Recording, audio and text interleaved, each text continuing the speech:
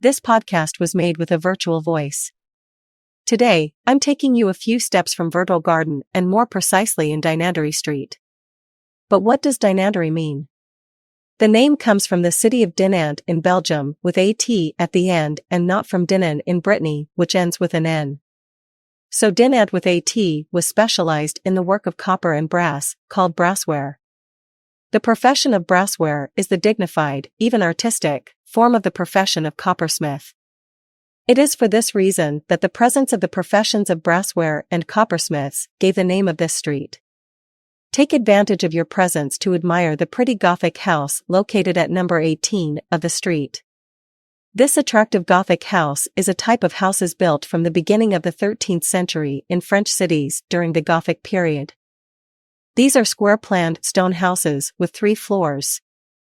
A ground floor used as a shop or workshop, with a large arched bay opening onto the street and a door giving access to the staircase. A floor comprising at least one large room used as a living room and heated by a large fireplace with a conical flue. And finally a floor with a lower ceiling used as an attic and a dryer.